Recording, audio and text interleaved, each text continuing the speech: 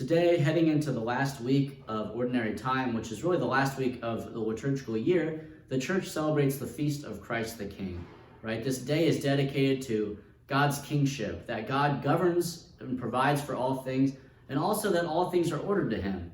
I think the reason this feast comes last in the liturgical year is to remind us that in the end, all that will be left is God's kingdom, right? St. Paul tells us that all things will be subjected to him and that he will be all in all, right? The only way not to be a part of that kingdom is for us to willingly reject it, for us to choose to turn away from him. Now, Christ's kingship on its own implies a totally gratuitous relationship with us, because a kingship is a relational thing. In other words, a king isn't a king unless there are subjects to be ruled, just like a person isn't a parent until he or she has children that he or she is a parent to. Just like a teacher isn't a teacher unless he or she has students, and a shepherd, in our first reading, isn't a shepherd unless there are sheep to be shepherded. So that role is totally relational. In other words, God isn't a king unless he chooses to be. God didn't have to create us. So the fact that he is king of creation already implies that he freely created us and that he didn't even owe us that grace in the first place. Much less to be a king implies that not only did he create, but he is involved in and rules over that creation, which is a step further in that gratuitous love. That's another gift on top of the already free gift of creation. So what do these readings tell us about Christ's kingship today? Well, it tells us that he will be ultimately the victorious king. All enemies will be subjected to him, as St. Paul tells us in this second reading. The last of those enemies being death. The readings also tell us about how personal Christ's kingship is. In the gospel, Christ tells us that the smallest thing you do in your life, good or bad, to even the most seemingly insignificant people, or even to not a person at all, not only will he notice and account, but he will actually consider all of these actions as done personally unto him. Should be a great inspiring thing to us. It means that we have the opportunity to actually do good to God, right? The God who needs nothing from us, he still gives us the opportunity to do good to him. At the same time, it should be a little intimidating, right? This is a grave responsibility, considering that all the bad things I've done in my life, every way that I've ever been rude to another person or impatient with another person, God reckons that as personally done to God himself.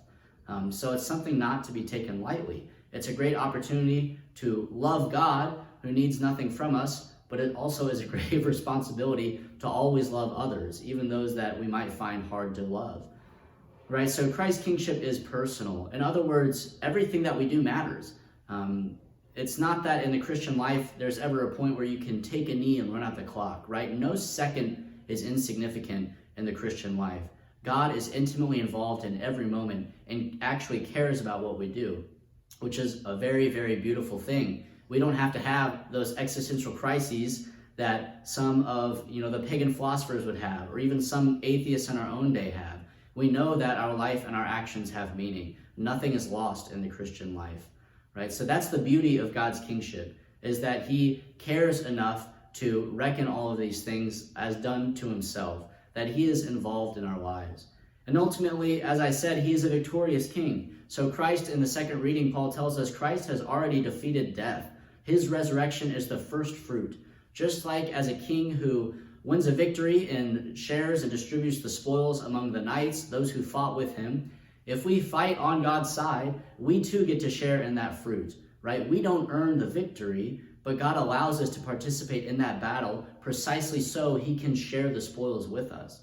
If the first fruit of his victory is his own resurrection, think about how great our share will be, how great our fruits will be in that victory, right? We who have no capability on our own to defeat death get to fight on the winning side. We already know who comes out on top. So why would we not run to the standard of Christ? Why would we not take up our arms and fight the good fight, right? All that we have to lose is, we really have nothing to lose, yet we have everything to gain. So we too can share in the spoils and the victory of Christ, and someday be totally, perfectly subjected to him, so we can live with him in his kingdom forever.